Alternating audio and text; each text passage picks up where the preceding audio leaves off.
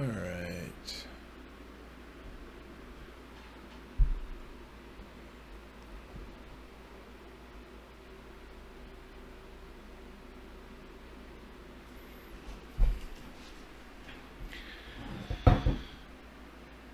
Hello, world.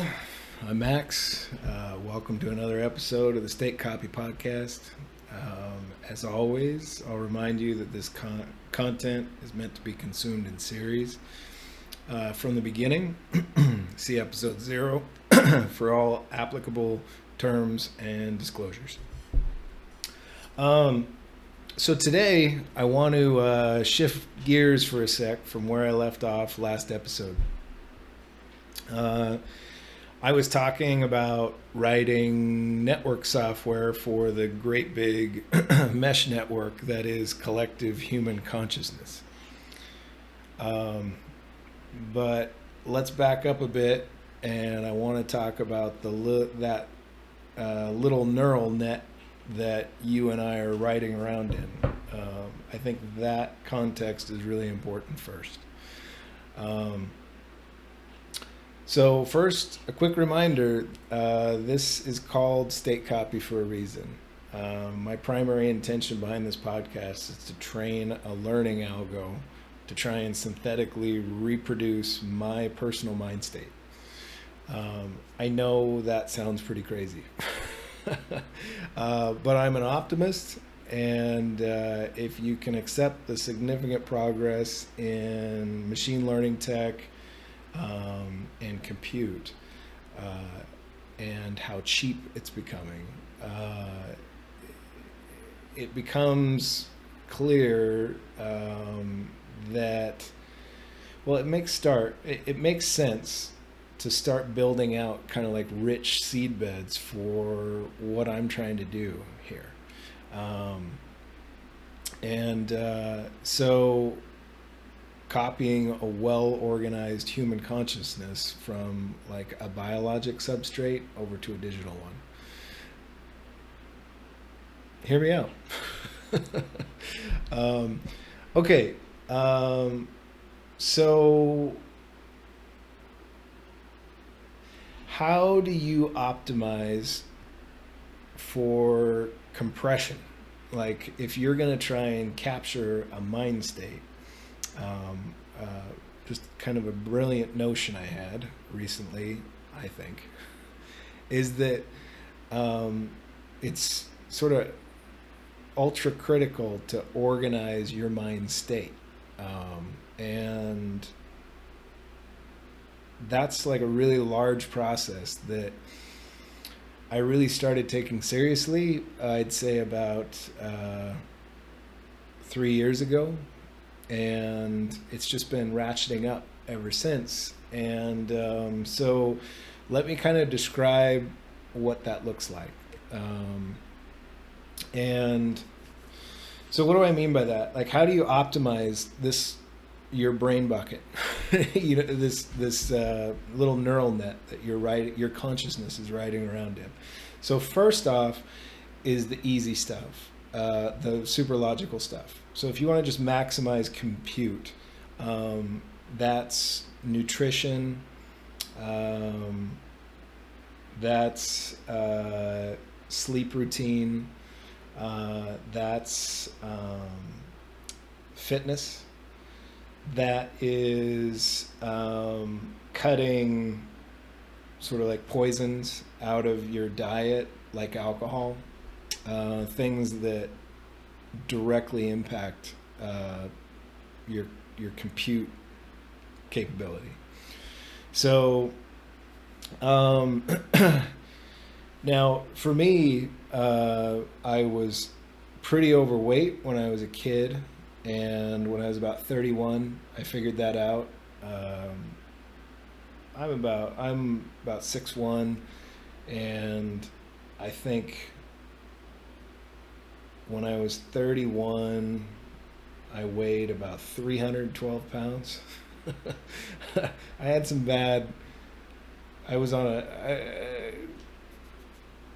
a bad path, and I kind of figured that all out.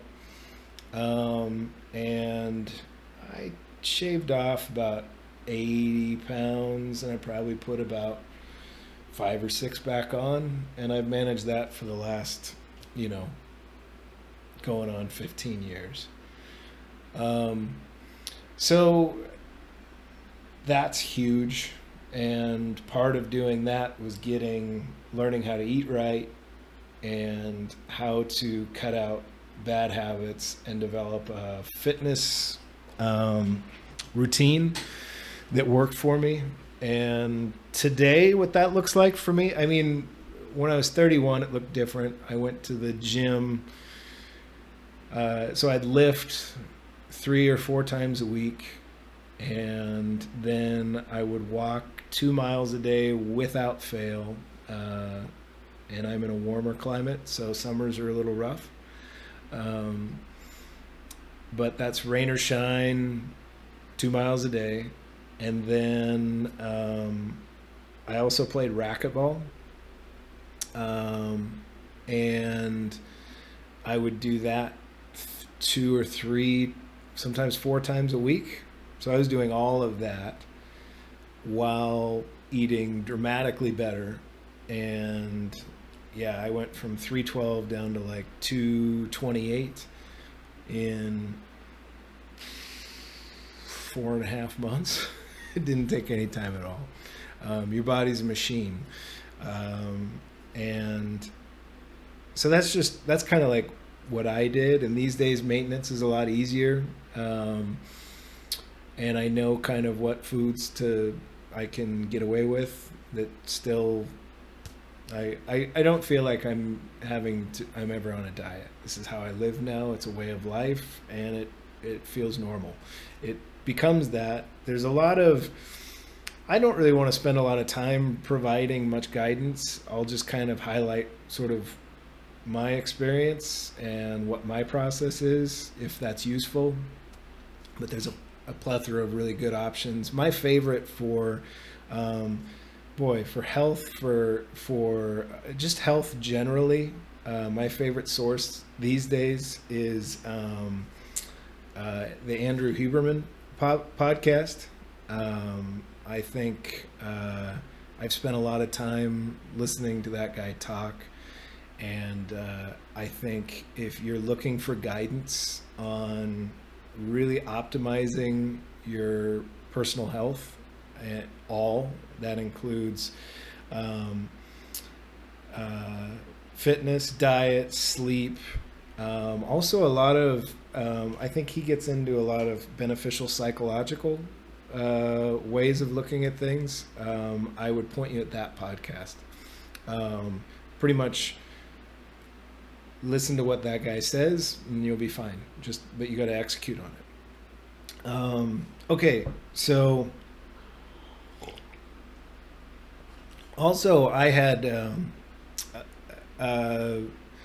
it may have been sort of a genetic predisposition. My mother has passed away recently, but she, I remember when I was younger, she had constant insomnia. And right around my mid-30s, that happened for me, especially when I travel. I still have, really, if I mess with my sleep schedule, if I travel even an hour outside my time zone and I stay in a place that I'm not really familiar with, I get anxiety about my sleep problems. And but otherwise, if I'm home and I'm in my routine, I sleep like a baby, 8 hours every night, and it's brilliant for a higher function of your mind.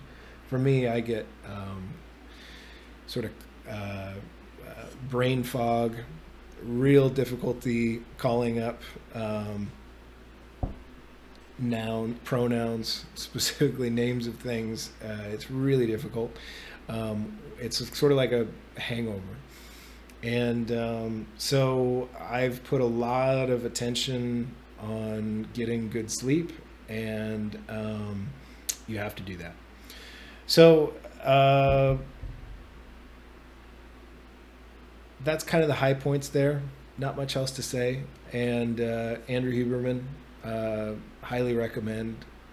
He'll give you whatever you need to really optimize all of that. Next, I want to talk about data ingress. So if you're trying to optimize your mind,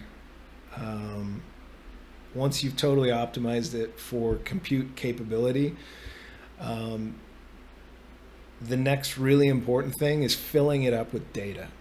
And so I think about this through a few different dimensions.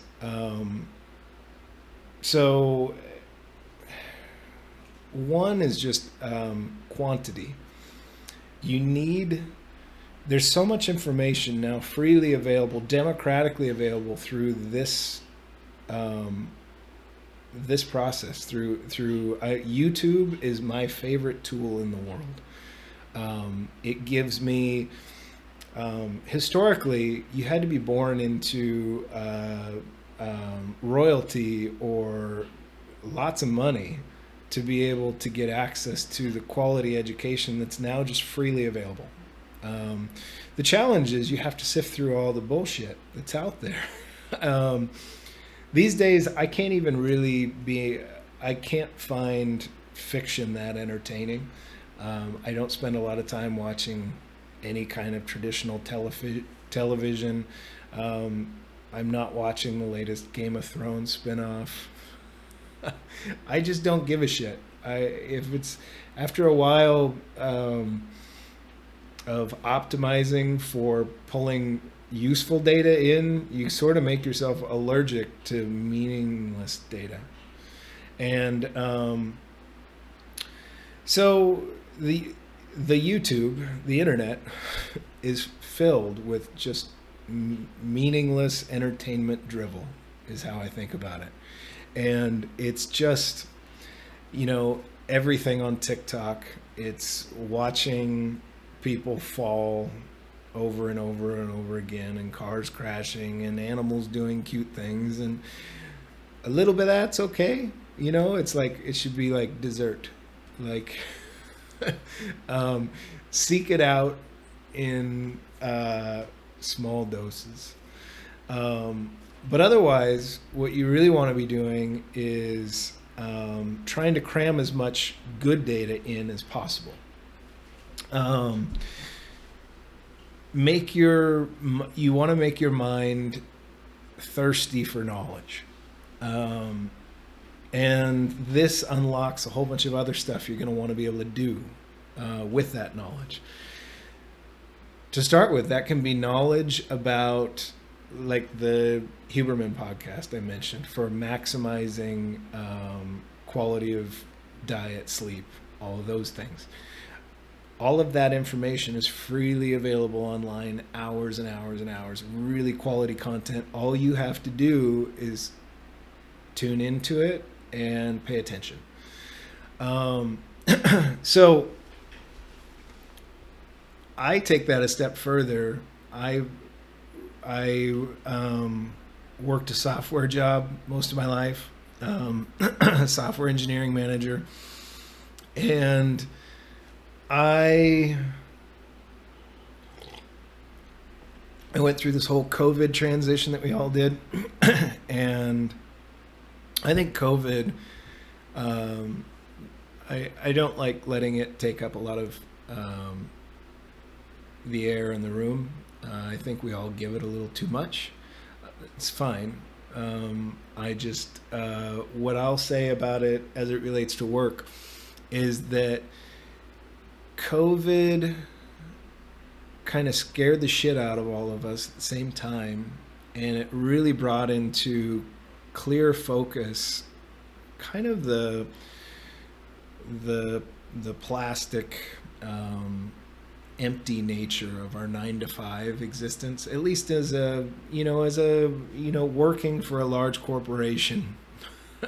Especially because I transitioned in my professional life from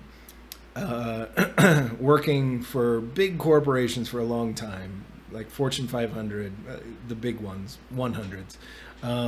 And then I went and worked on a startup for a while.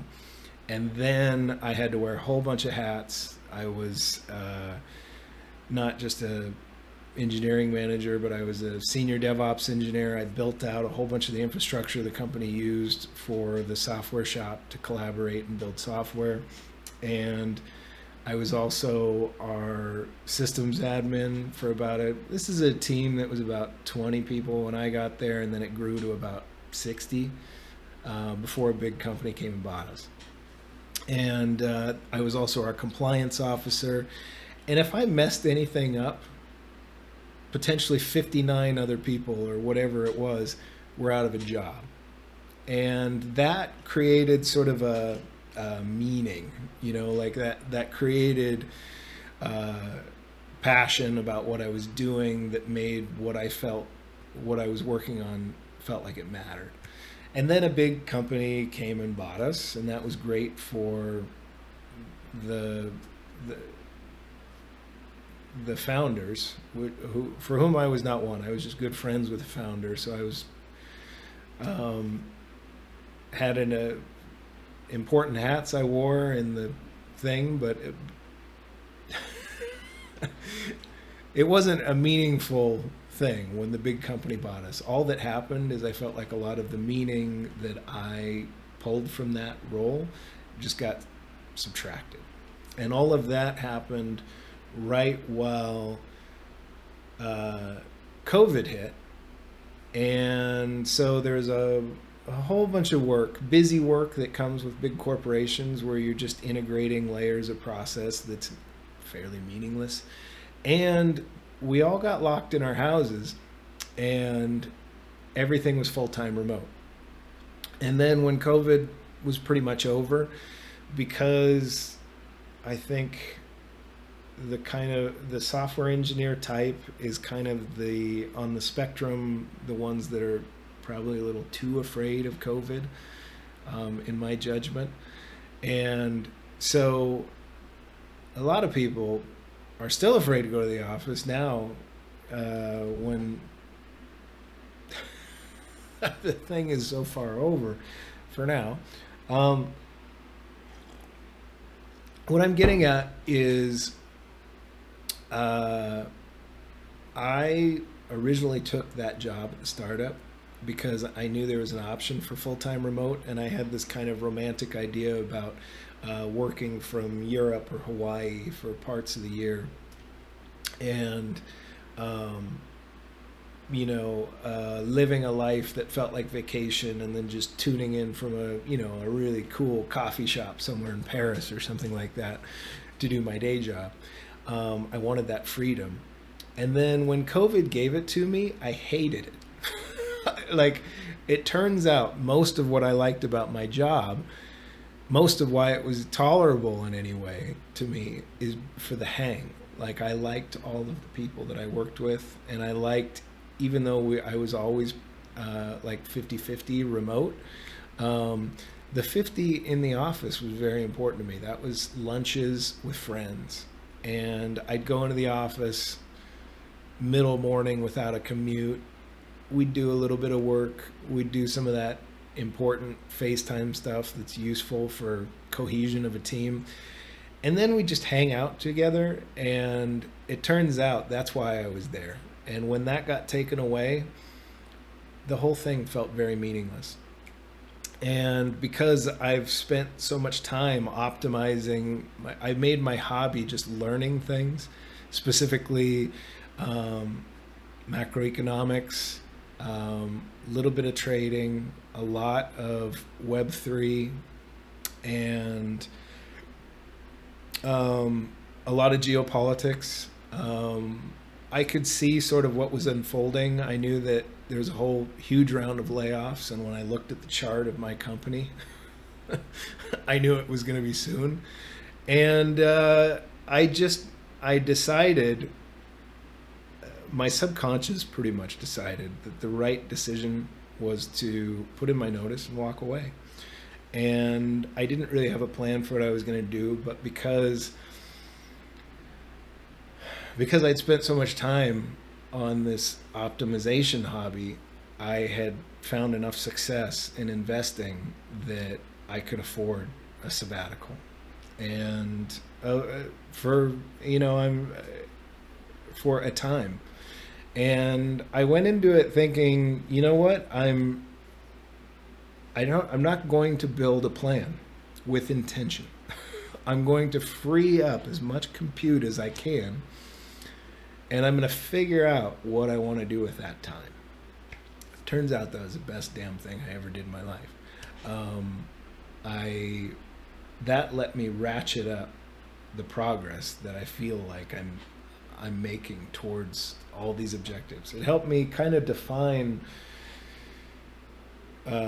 what I want to work on with that I have passion about, and it's talking to you guys, and that's why I really hope that I'm not just talking to an algo here. I hope that I'm making some useful network software for all of you to enjoy. We'll see. But so when I began that time, the only I the only real specific disciplines that I committed to myself to do were to wake up sort of on time every morning and build some basic healthy routines around, you know, my health. And so as I've gotten older, like I mentioned, I've shifted my maintenance for fitness a little bit. What I do now is I just walk. I walk like at least 3 miles a day, but preferably 4 or 5. And I use that time. It's meditative, and it gives me a number of steps that I don't really have to worry about maintaining the degree of fitness that I want. And then I spend the rest of the I give myself kind of 2 objectives that I need to just get done in a day, so that I can feel good about myself and get that sense of satisfaction, like I got something done. And it just needs to be something significant on my house or in my life, some logistics thing that needs to happen. And then I dedicate the rest of it to guilt-free study. And I just work on identifying credible sources for data. And a lot of them are credible sources for bad data. Part of what I do is I try and find a whole spectrum. There's so much, nothing is black or white. True understanding is all of the gray in between, all of the nuance. And if you want to really become sort of a generalist scholar, I think you have to just go chase any subject that's important that you find gratifying to study, and you have to go after it. You have to go look for all of the experts, and then you have to listen to them so long that you learn what their personal biases are, and you build a sense for their personality. And then you go try and find the polar opposite perspective that is credible also on whatever you're trying to learn about. And then you try and draw a picture in your mind that marries the two together. And then, you know, that over time it gets easier, and it's you can do it on autopilot almost. And I just find that as I'm trying to learn macroeconomics, one thing I've learned right now is no macroeconomist can agree at all on how the next 1 year is going to play out. I mean, there's some common threads, but all of the foremost experts at reading the tea leaves in this precise moment of time are very shit at giving any specifics, because it's impossible.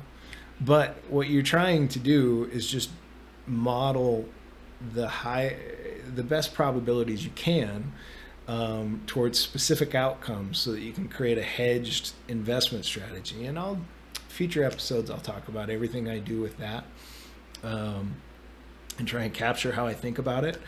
But high level, my goal is I need to maintain financial independence. So while I may for a moment think I don't really care that much about stuff and things and sort of material. I'm definitely past a point where keeping up with Joneses matters fuck all to me. You know what I mean? So like building a bigger and bigger pile of money is not really important to me, but the sport of trying to understand it all, and the exercise of trying to optimize my mind for being able to do good prediction, I find personally very satisfying, and I can feel my level of understanding of how the world works grow exponentially through the exercise, through trying to do it. So, and the net result of success doing it is I don't have to go take a regular 9-to-5 job, and I can automate basic tasks. So I live humbly, but I'll pay I'll pay a housekeeper, and I'll pay a pool keeper and a landscaper, so that those tasks are just automated, and I don't have to waste time I could use learning on thinking or feeling guilty about not going out and mowing the lawn today and all that. So, I talk with friends, and they're like, man, I'd feel awful damn lazy if I was paying somebody to do all that stuff. And I'm like, I don't at all. I very specifically, with intention, figured out a way for that to be completely part of my lifestyle, because I want as much time as is possible in a day to seek out new data. That's what I'm doing. And so that gets to quantity and maximizing for it. So financial independence, even if you don't really value material things or travel or all these things you can spend money on, playing the game can be rewarding. It can grow your little neural net in positive ways, and it frees up so much more time for you to study. So reasons for doing that. So what else?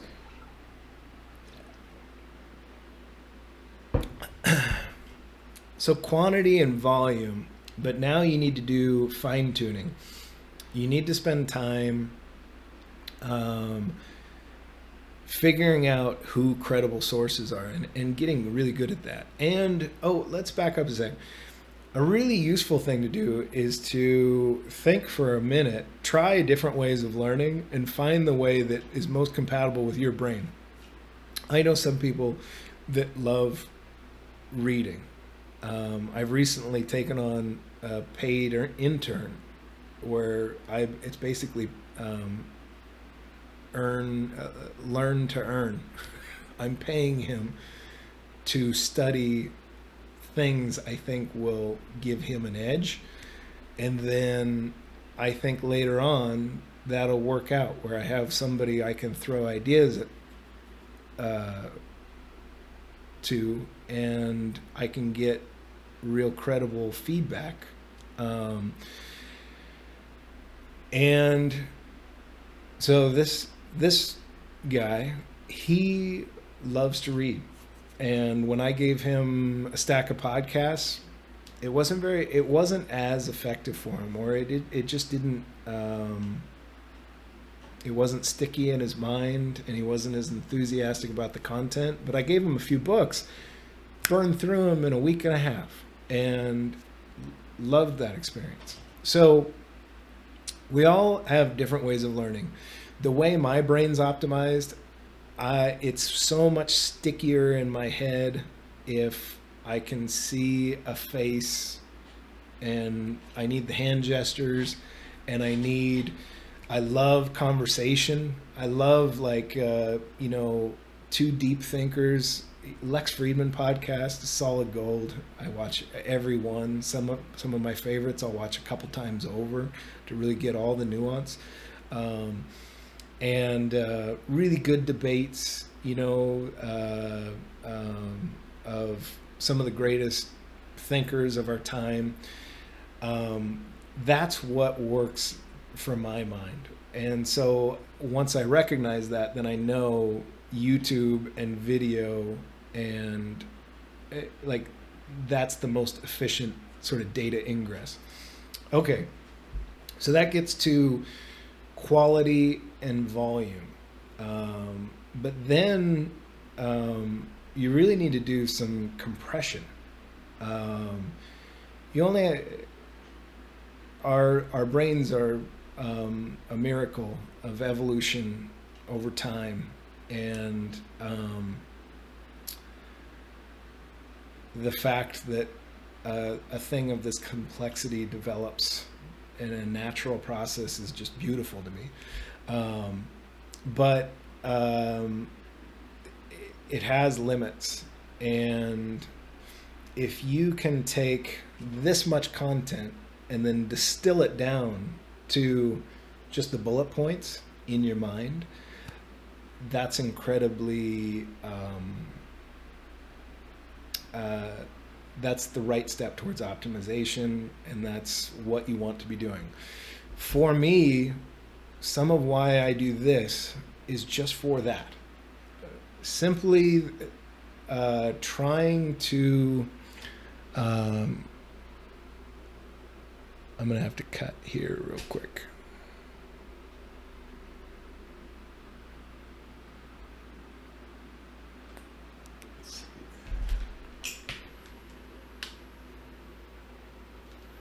Let's see if I can save it. I got a dying battery.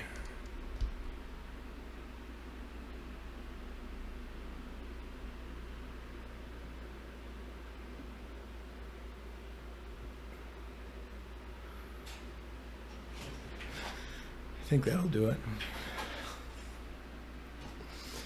I'm on a roll here. I don't want to lose it. So I was talking about compression. So compression of ideas in my mind, I've found that simply trying to do, so on my walks, this all started with, I have some good ideas on these walks. I should try and capture some of this somehow. And I experimented with a few things, and I thought I might do a podcast one day, and I had no idea what the intention was. And what I did is I just started recording audio. I'd put in earbuds, I'd go for my walk, and I'd talk to myself. It feels weird. I mean, it doesn't feel weird to do this capture progress, but when you pass somebody coming the other way and you're just kind of going on about deep thought, for me, it's outside my comfort zone. I'm getting more used to it. But over time, as it became a habit of just doing it every day, just, okay, I'm going to walk and talk. I'm going to say, this is how I feel today. Did I have any alcohol or THC in my system yesterday or at time of recording or whatever? Like I want all of those details as part of the capture. And over time doing that, even without any audience, the idea of just with intention verbalizing what my ideas were, I was getting those bullet points. And I think over time,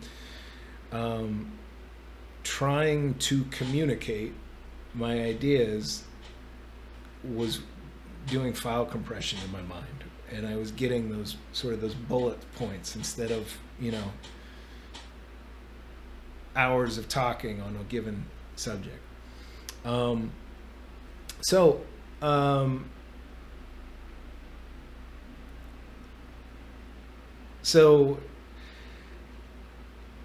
the next one component of this is noise reduction. So if you're trying to optimize for compute, so we talked about data ingress.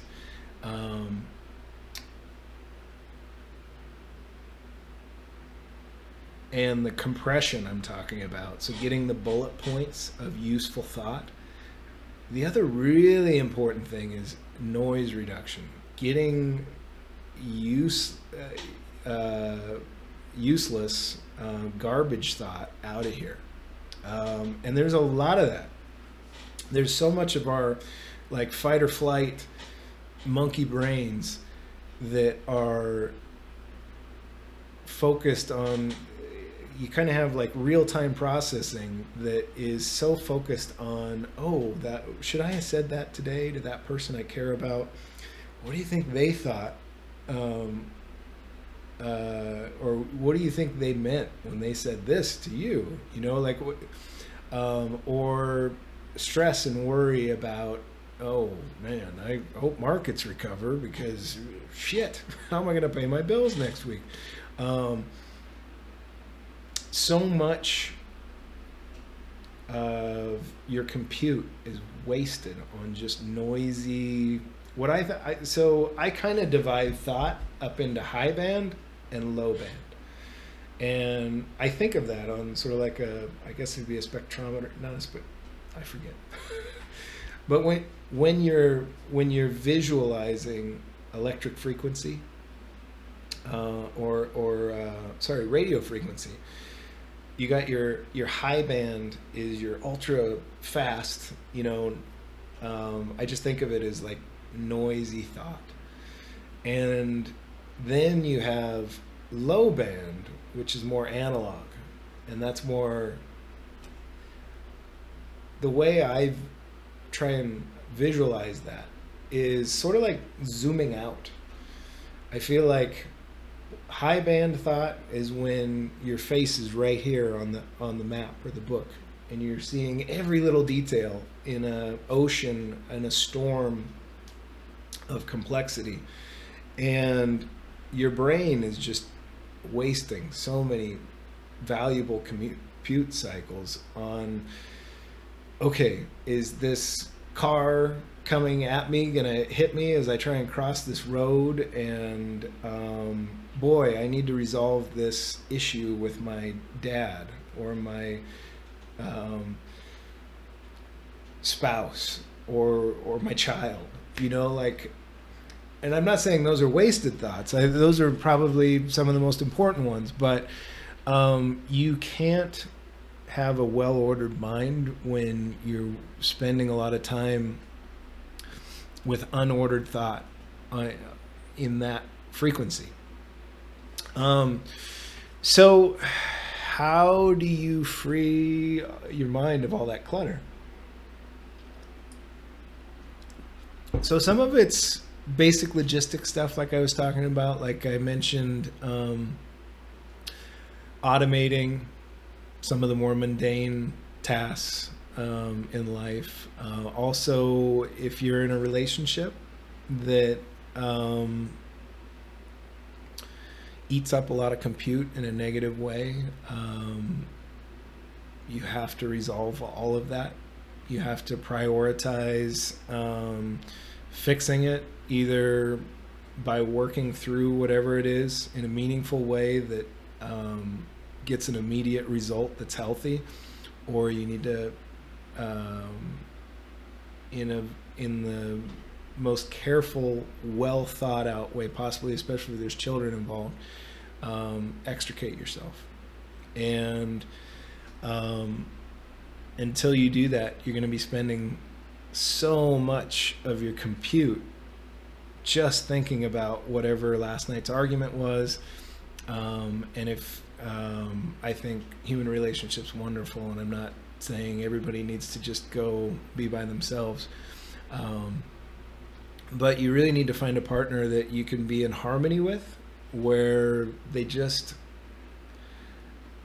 your time spent together is meaningful, and you're getting everything you need, and you're giving what they need. And when you're not around each other, you're not tied up with a bunch of garbage thought around dysfunction in that relationship.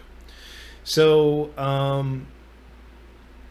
with a spouse or a girlfriend, boyfriend, or with a parent or a child, I think the best advice I could give there is stoicism.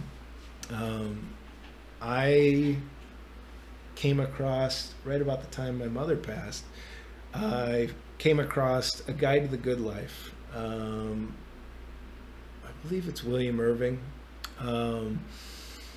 And just a wonderful package summary of what Stoicism is, all of the history, a lot of what it came from, what, who some of the greatest Stoics were. And that is a beautiful kind of, especially for a logical, well-ordered mind. It's not a mystical path. It's more it's kind of like the Vulcan's path to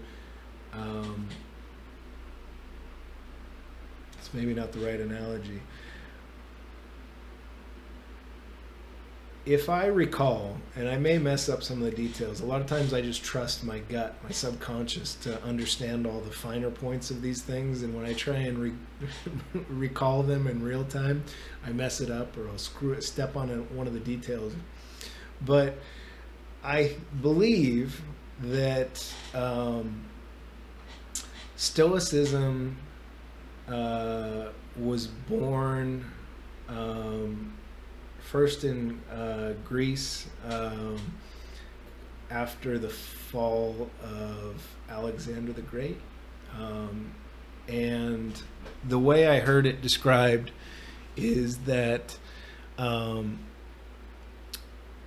Alexander the Great, you had a whole bunch of people from sort of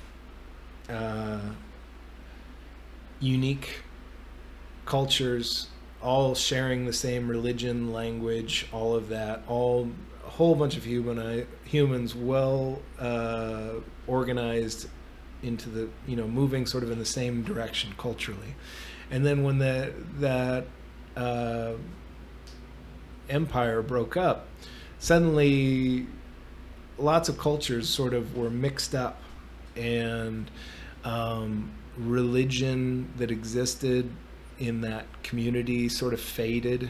And it's a similar time to now, actually. And I'll do a future conversation in depth on Stoicism and religion and all of that. But I would say if you want really useful tools for how to think about life, how to resolve conflicts in your life, how to,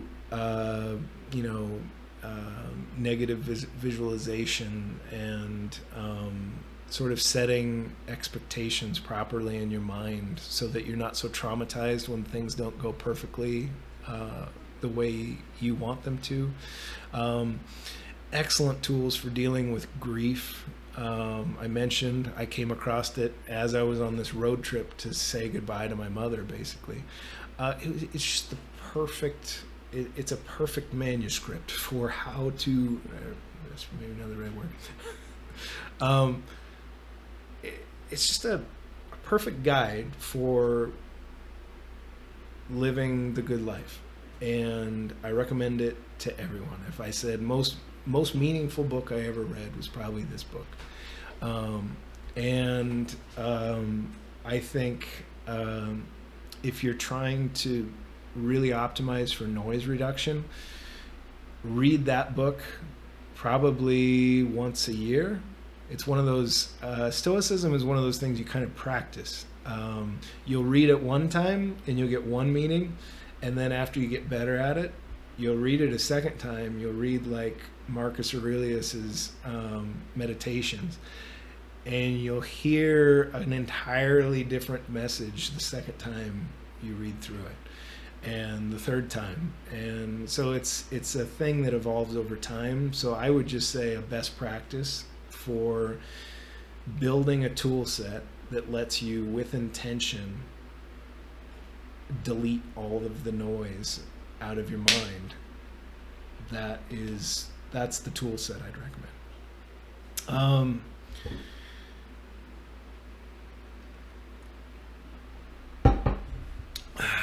Let's see.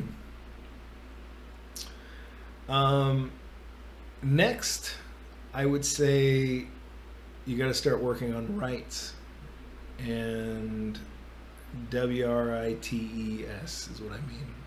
Um, so far, I've been talking a lot about reads, how you're optimizing your mind for healthy perception and filling it up with really good data that gives you an edge over all the other nodes you're competing with in this little network.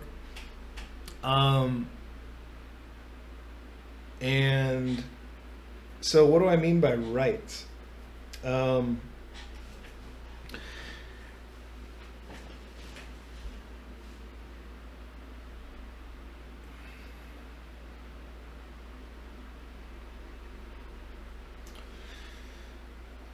think I mentioned in one of, maybe even just the last one, your mind, I kind of divide it up into two major um, thought categories. You've got real-time processing, and then you've got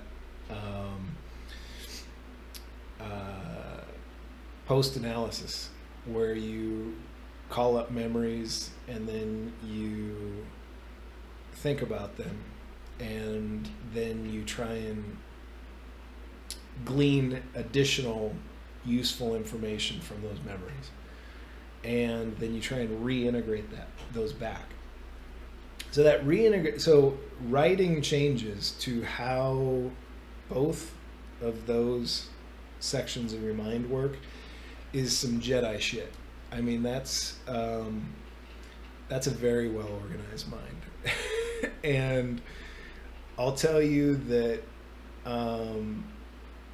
after really trying to do this and take it seriously for a few years and seeing sort of ratcheted up progress, I am starting to see, I don't know how well I am doing at optimizing my analysis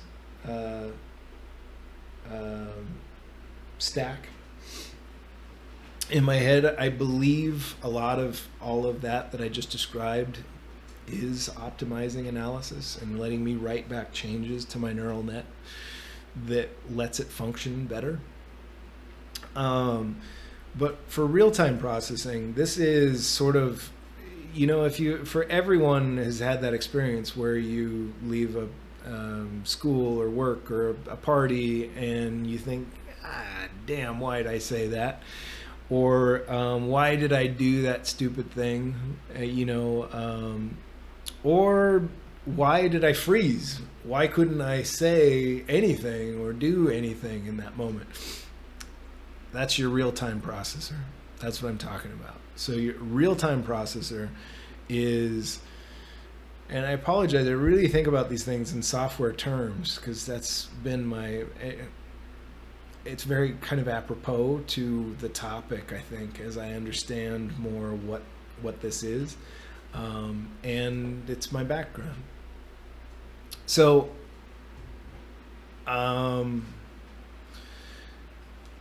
as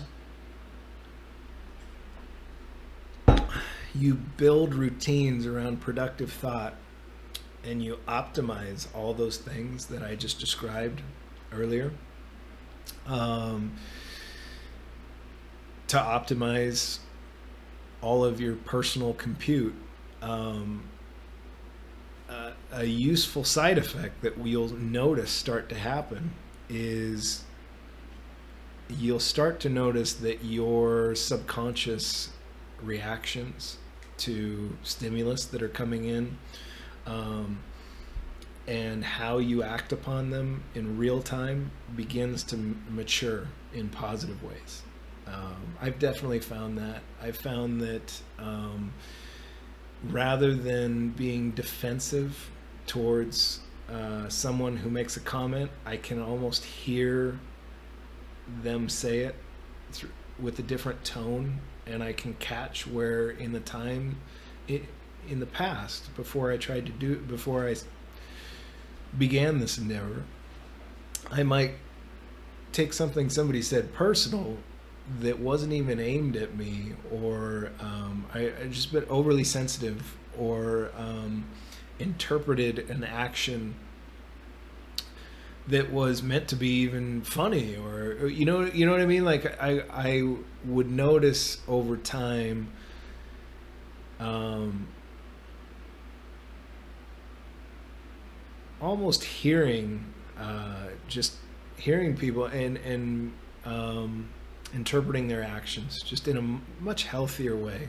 And I believe it's just a consequence of doing all this that I'm describing, and spending a lot of time obsessing over how I think and trying to, with intention, make that as healthy as possible. I think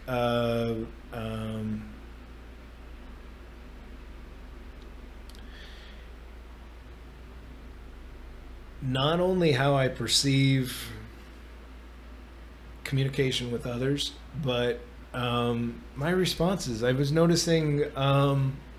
I'll give an example, and I log these when I notice when I want to celebrate a healthy change that's happening. As I'm walking and I'm talking and I'm capturing, I'll state in detail some exchange I had with my kid, where I know that in the past, there was a moment, I want to say about 3 months ago, where markets were completely tanking, and there was some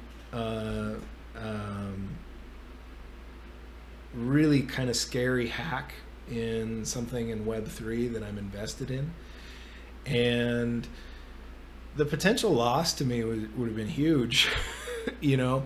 And I could see, like, in my Twitter feed, I could see everybody going kind of bananas over this event. But it was the last day before I left for like 6 days, and I wasn't going to see my kid. And normally I would have kind of just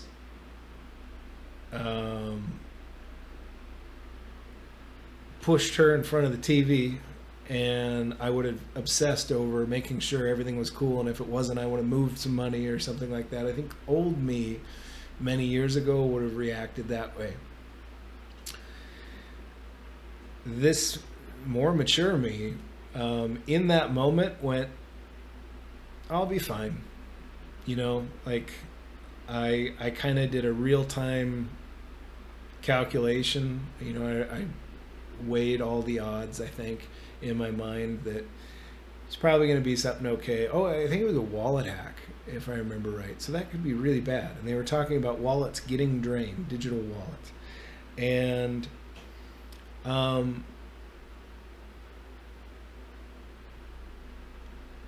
the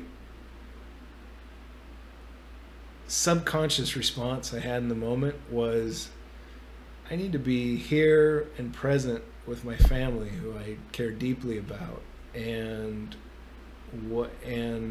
she needed help with homework, and I just sat down and I worked through homework for a couple hours. And after she went to bed, then I sat down in front of the computer and I looked everything up, and I was like, oh, okay, it is going to be okay. Everything will be fine. But and this is just a quick summary, but the next day, I knew that was me responding in a much more healthy way to something potentially scary that was happening in the environment around me. And that was from all of this conditioning that I've been working on. And as a result, my daughter had a much better experience with their father right before he was going to be gone for a week almost, and she wasn't going to see him. And I got to feel the deep satisfaction of being a good father and know that I did that right. And I made a mental note while I was walking to celebrate that as an achievement of this process, to where something potentially very damaging financially was happening, and I was calm, and I prioritized what matters most in life, And that is what I mean by rights. And I guess that's a really abstract way to think about it. But your brain, maybe some people's are, but mine is not written in C. I can't go find the line of code that needs to change. And I suspect that that's what this experience is for most people. So what you have to do is through routine and habit, you have to reinforce the healthy ways of thinking, and then you have to just trust your subconscious to write all the code. And all I can tell you is if you take on this project, after a while of doing all those things to optimize, and if you fill your head up with really healthy, wonderful thought, like that stoicism I mentioned. I mean, let's back up to that for a second. This was a time where we probably had a much better diet that was much more tailored to our natural ideal state. And we were living in a time where we labored physically, probably in all castes for the most part, social castes, in some way. You just had a real physical, like we were probably in ancient Greece and Rome. The human brain, I think people in those times, not by the scholarly, but by a lot of just most people these days want to dismiss tons of history and discovery that was happening, and valuable thought that was captured in written text that's available to us today through the magic of the internet immediately. A lot of people want to just dismiss that as useless because they're a bunch of Neanderthals. They didn't even have, they didn't have the internet. They didn't have technology. But because they didn't have those things, and because their brains were probably not subject to a lot of the drivel that we fill it with today. I think that these were high functioning minds that were doing what I'm describing as a career path. So you get somebody who's been doing sort of what I just described for 20 years, and then they're developing a manual for how to live a meaningful life, and they're writing all the steps on how you should interact with people in a healthy way and fill your life with sort of discipline and service, and the beautiful effect that has for building strong society and also in self. Go read these books. They're wonderful. And reading them and absorbing them with, and really trying to live using a lot of the guidance that's provided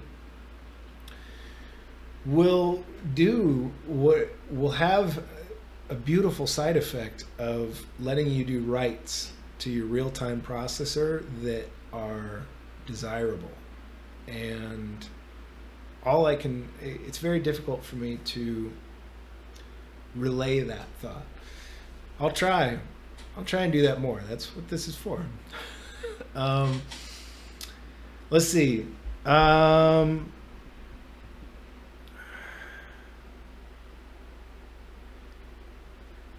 I think I'm going to stop here. That's an hour. Um, I'm going to note that I wrote this entire thing. I basically lay out the bullets for each of these captures. And I drafted that one while I was pretty under the influence of THC. I was stoned. And I'm going to talk a lot about psychedelics in the next one, I think. I think altering mind states carefully with like a lab coat on, not to go, not to party and not to be drunk, but to experiment with changing how your all the processes that are running your real-time perceptions it's an unlock of enormous value. It's a massive well of insight and creativity, and I want to pick apart how it works as a mechanic, as an engineer. I want to get at what I think's happening and how valuable I think it is, not just for those things I mentioned, but I think for state copy it could be valuable, because I think I have this intuition that doing capture like this, as uncomfortable as it may be, in these kind of altered, like THC I think of as jazz. I think marijuana is the jazz frequency. If you want to just